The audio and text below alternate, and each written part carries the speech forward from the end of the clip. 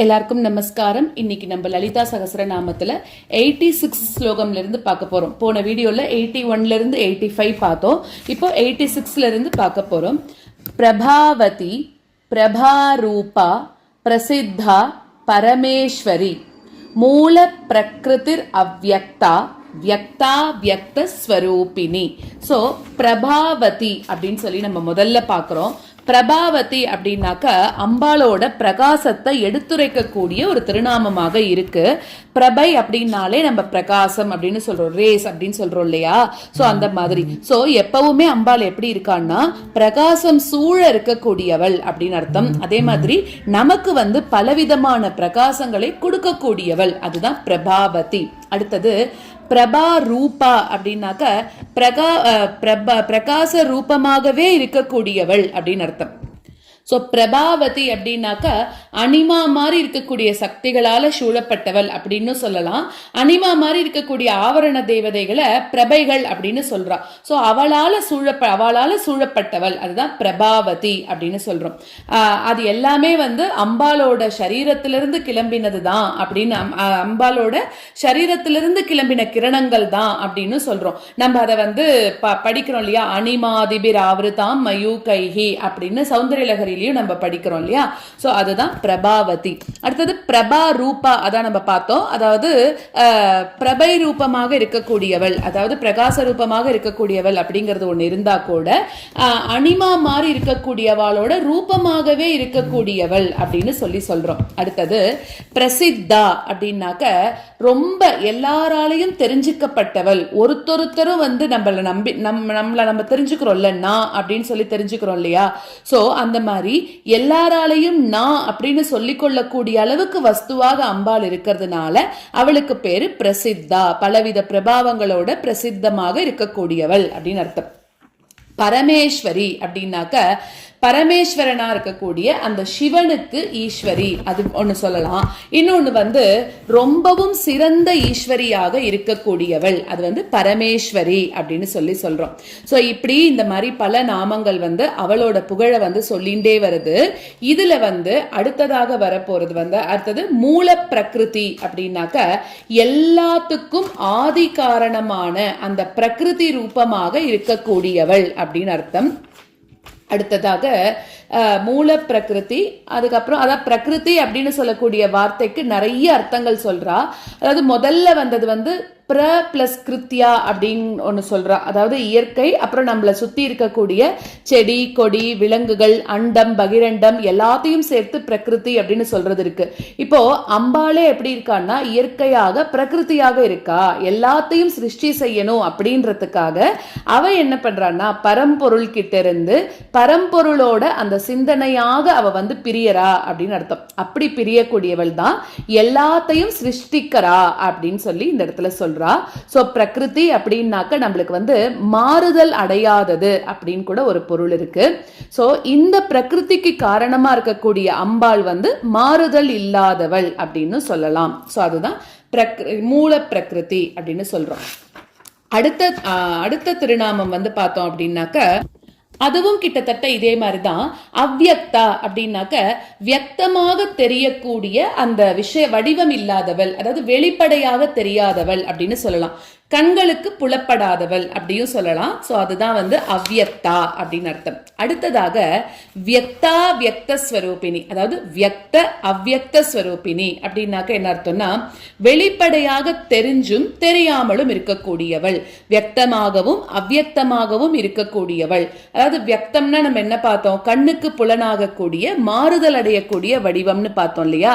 So கண்ணுக்கு புலப்படாம மாறுதலும் அடையாம இருக்கிறது அவ்யக்தம் அர்த்தம். அம்பாள் எப்படி இருக்கா? இங்க ரெண்டுமாகவே இருக்கா அப்படிங்கிறா. அதாவது வியக்தத்துக்கு பார்த்தோம் அப்படின்னா வளர்ச்சி மாற்றம் அழிவு இது எல்லாமே உண்டு. ஆனா அவ்யக்தம் அப்படின்னு பார்த்தோம்னாக்க இது எதுவுமே கிடையாது. சோ அவ்யக்தமா இருக்கக்கூடிய அம்பாள் இந்த ஜெகத்தோட சுழற்சிக்காக வியக்தமாக பல்வேறு வடிவங்கள்லையும் வெளிப்படுறா அப்படின்னு தான் நம்ம சொல்றோம். சோ அதனால வியக்தா வியக்த ஸ்வரூபிணி, வியக்தா அவ்யக்தா ஸ்வரூபிணி அப்படின்னு சில பேர் சொல்றது உண்டு. அடுத்ததாக வியாபினி. வியாபினி அப்படின்னாலே நம்மளுக்கு அந்த வேர்ட்ல இருந்தே தெரியறது இல்லையா? அப்படின்னா வியாபிச்சு எல்லா இடத்துலயும் வியாபிச்சு இருக்கக்கூடியவள், அவ தான் வந்து அம்பாள் அப்படின்றோம். அடுத்தது விவிதாகாரா அப்படின்னாக்க பலவிதமான வண்ணங்களாகவும் வடிவங்களாகவும் ரூபங்களாகவும் இருக்கக்கூடியவள். வித்யா வித்யா ஸ்வரூபிணி, அதாவது வித்யா அவித்யா ஸ்வரூபிணி அப்படின்னு பிரிச்சுக்கணும் அதை. ஸோ வித்யா ஸ்வரூபிணியாக ஞானம், அப்புறமா வந்து கல்வி வடிவமாக இருக்கக்கூடியவள். அவித்யை அப்படின்னாக்க அறிவின்மையோட வடிவமாகவும் அம்பாள் தான் இருக்கா. ஸோ வித்யை ரூபமாகவும் அவ தான் இருக்கா, அவித்யை ரூபமாகவும் அவ தான் இருக்கா அப்படின்னு நம்ம புரிஞ்சுக்கிறோம்.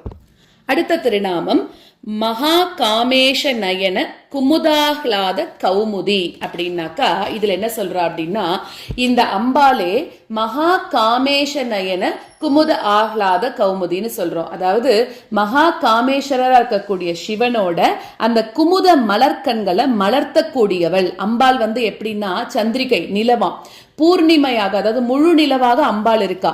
குமுத மலர் இல்லாட்டி குவளை மலர் அப்படிங்கிறது என்ன இருக்கும், நிலா உதயமாகும் போது மலரும் இல்லையா? சோ அந்த மாதிரி இப்ப நம்ம சிவபெருமானோட கண்களை வந்து தாமரை அப்படின்னு சொல்லி வர்ணிக்கிறோம் இல்லையா? அம்பாளை வர்ணிக்கிற போது அவளோட கண்களை வந்து குவளை கண்கள் அப்படின்னு நம்ம சொல்றது உண்டு.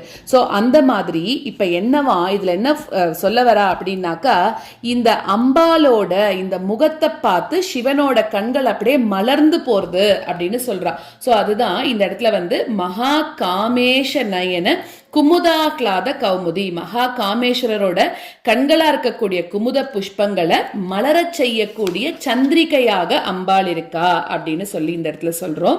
அடுத்ததாக வந்து பக்த ஹார்த தமோபேத பானுமத் பானு சந்ததிஹி அப்படின்னாக்க, இதுக்கு முன்னாடி அந்த குமுதாக்லாத அதே ஒரு தடவை பார்த்துடலாம் இன்னொரு தடவை. அதாவது சந்திரிகை நிலவு வந்தா அப்படின்னாக்க அந்த குமுதம் மலரும் அப்படின்னு நம்ம சொல்றோம் இல்லையா? சோ இன்னொரு அர்த்தம் என்னன்னா, தாமரைன்றது ரொம்ப அழகுதான், ஆனா அது என்ன ஆகும், சூரியன் பட்ட உடனே மலர்றது அப்படின்னாக்க அதுல என்ன இருக்கும்னா கொஞ்சம் வெப்பம்னு சொல்லக்கூடிய அந்த ஒரு சூடு இருந்துடும் இல்லையா? ஆனா இந்த குமுத மலர்விக்க கூடிய இந்த சந்திரிகை அதாவது நிலவோட கிரணங்கள் வந்து ரொம்ப குளிர்ச்சியானதாம். அப்ப எப்படி இருக்குது, துளி கூட வெப்பமே இல்லாம இருக்கு இல்லையா? சோ வெப்பஸ்வரூபமா இருக்கக்கூடிய அந்த சிவபெருமானோட வெப்பத்தை தனிச்சு மொத்தமாக போக்க அடிக்கக்கூடியவள் அம்பிகை அப்படின்னு சொல்றா. முழுக்க முழுக்க அவரை குளிர்ச்சியாக மாற்றக்கூடியவள் அப்படின்னு ஒரு அர்த்தம் சொல்லலாம். அடுத்தது பக்தஹார்த தமோபேத பானுமத் பானு சந்ததிஹி அப்படின்னா, அதாவது பானு அப்படின்றது சூரியனோட ஒரு பேரு. சோ பானு சந்ததி அப்படின்னா சூரியனோட கிரணங்கள், நிறைய கிரணங்கள் இருக்கிறதுனால அவனை பானுமான் அப்படின்னு கூட நம்ம சொல்லுவோம். சோ அந்த இடத்துல இப்படி பார்த்தோம் அப்படின்னாக்க பக்தர்களோட இதயத்துல இருக்கக்கூடிய இருட்ட போக்கக்கூடிய சூரிய கிரணங்களோட வரிசையாக இருக்கக்கூடியவள். பானு அப்படின்னாலே கிரணம் அப்படின்னு அர்த்தம். சோ பானுமான் அப்படின்னாக்க சூரியன் அர்த்தம். பக்தர்களோட மனசை சூழ்ந்திருக்கக்கூடிய அந்த அஜ்ஞானம் அப்படின்னு சொல்லக்கூடிய இருட்டு அதை வந்து அம்பாள் போக்கிடுறதுனால சூரியனுக்கு ஒப்பாகவும் இந்த இடத்துல வந்து கூறப்படுறது அப்படின்னு சொல்லி சொல்றா. அடுத்ததாக வந்து சிவதூதி அப்படின்னாக்க சிவபெருமானையே தூதராக கொண்டவள். எதுக்காக, அந்த சும்ப நிசும்பர்களை சம்ஹாரம் பண்றதுக்கு முன்னாடி அம்பாள் வந்து சிவபெருமானை வந்து தூதாக அனுப்பினா அப்படின்னு ஒரு புராண கதை இருக்கு இல்லையா? அதாவது வந்து என்னன்னாக்க, நீங்க வந்து என்கிட்ட சரணடைஞ்சிருங்கோ அப்படின்னு ஒரு வாய்ப்பு அவளுக்கு கொடுக்கணும் அப்படிங்கிறதுக்காக பரமேஸ்வரரையே அவ கிட்ட தன்னோட தூதராக அனுப்பினா அப்படின்றது ஒரு கதை இருக்கு. சோ அதனால இந்த இடத்துல சிவதூதி அப்படின்னா சிவபெருமானையே தூதராக அனுப்பினவள், கொண்டவள் அப்படிங்கிற மாதிரி அர்த்தம். சிவாராத்யா அப்படின்னா சிவனாலேயே ஆராதிக்கப்படக்கூடியவள், சிவனால வழிபட பெற்றவள் அர்த்தம். சோ சிவனும் கூட தேவியை ஆராதிச்சதாக பிரம்மாண்ட புராணத்துல கூட சொல்லப்பட்டிருக்கு அப்படின்னு சொல்றா. ஏன்னா இவளை தியானிச்சும் அந்த யோக பலத்தினாலையும் தான் எல்லா சித்திகளுக்கும் அதிபதியாக ஈஸ்வரனாகவும் அர்த்தநாரீஸ்வரராகவும் அவரே ஆனார் அப்படின்ற மாதிரி எல்லாம் கூட சொல்லப்படுறது. சோ அதனால சிவாராத்யா. அடுத்தது சிவமூர்த்தி அப்படின்னாக்க சிவனையே தன்னோட மூர்த்தமாக கொண்டவள், அதாவது சிவன் வடிவமானாக்க அவளே அதோட உயிர்ப்பாவும் ஆகிறா அப்படின்றா. சிவன் வந்து வடிவம் அப்படின்னு வச்சுட்டோம்னாக்க இவ அதுக்கு உயிர் கொடுக்கற மாதிரி இருக்கு அப்படின்னு அர்த்தம். ஸோ இந்த இடத்துல வந்து சிவமூர்த்தி அப்படிங்கும்போது சிவனை வந்து தன்னோட மூர்த்தமாக கொண்டவள் அப்படின்னு அர்த்தம். அடுத்தது சிவங்கரி அப்படின்னா என்ன அர்த்தம் அப்படின்னா அந்த சிவம் அப்படின்னு சொல்லக்கூடிய அந்த மங்களத்தை கொடுக்கக்கூடியவள். அதாவது சிவ அப்படின்னாலே மங்களம்னு அர்த்தம், கல்யாணம் அப்படின்னு சொல்றா. ஸோ இந்த மாதிரி எல்லாத்துக்கும் மங்களத்தை கொடுக்கக்கூடியவள். அதாவது தன்னோட பக்தனுக்கு அவித்யை அப்படின்னு சொல்லக்கூடிய அந்த ஒரு இதை அகற்றிட்டு அவனை வந்து முக்தர்கள் அடைய கூடிய அந்த சிவஸ்வரூபமாக செய்யக்கூடியவள். அதுதான் அவளுக்கு பேரு சிவங்கரி. அடுத்தது சிவப்பிரியா அப்படின்னா ரொம்ப ஈஸியான நாமம் தான் இது. என்னன்னா சிவனுக்கு ரொம்ப பிரியமானவள் அப்படின்னு அர்த்தம். அதுதான் சிவப்பிரியா. சிவபரா அப்படின்னா சிவனுக்கும் மேற்பட்டவள் அப்படின்னு அர்த்தம். சிவத்தை விடவும் உத்கிருஷ்டமானவள், அதாவது உயர்ந்தவள் அப்படின்னாக்க சிவத்தையே ஆட்டுவிக்க கூடியவள் அப்படின்னு கூட சொல்லலாம் இந்த இடத்துல. ஸோ அதுதான் சிவபரா. சிவன் வந்து சக்திக்கு அதீனமாக இருக்கிறதுனால அந்த அம்பாள் வந்து சிவனுக்கும் மேற்பட்டவள் அப்படிங்கிற மாதிரி சொல்லப்படுறது. சிஷ்டேஷ்டா அப்படின்னா சிஷ்டர்களை வந்து தனக்கு இஷ்டர்களாக கொண்டவள் அப்படின்னு அர்த்தம். சிஷ்டர்கள் எல்லாம் விரும்பக்கூடியவள், அப்புறம் சிஷ்டர்களால விரும்பப்படக்கூடியவள், அப்புறம் வேதங்கள்ல விதிக்கப்பட்ட கர்மாக்கள்ல ரொம்பவும் பிரியத்தோட இருக்கக்கூடியவள். இதெல்லாம் தான் சிஷ்டேஷ்டா அப்படின்னு சொல்றோம்.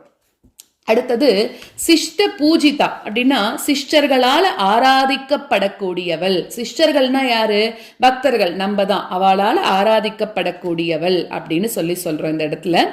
அடுத்ததா வந்து சிஷ்ட பூஜிதா. அப்பிரமேயா அப்படின்னாக்க அளவிட முடியாத அளவுக்கு பெருமையோட பிரேமம் பிரமேயம் அப்படி, அதாவது பிரமேயா அப்படின்னு வரும்போது அளவிடக்கூடியவள் அப்படின்னு அர்த்தம். அப்போ அது முடியாது இல்லையா, அளவிட்டு சொல்ல முடியாது இவள், அதனால இவளுக்கு பேரு அப்பிரமேயா அப்படின்னு சொல்லி அர்த்தம்.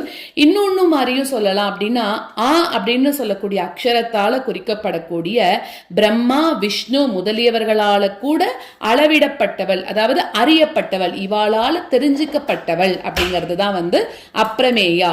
ஸ்வப்பிரகாஷா அப்படின்னாக்க சுயமான பிரகாசத்தை உடையவள் அப்படின்னு அர்த்தம். அதாவது இவள் கிட்ட இருந்து தான் வந்து தன்கிட்ட இருந்து வேறல்லாத பிரகாசத்தோட கூடினவள் அப்படின்னு அர்த்தம். இவள்கிட்டேந்து வரக்கூடிய பிரகாசத்தாலேயே மற்ற எல்லா பொருட்களும் இருக்கு, அதை பிரகாசிக்க கூடிய பொருள் அப்படிங்கிறது ஒன்றும் கிடையாது அப்படின்றா.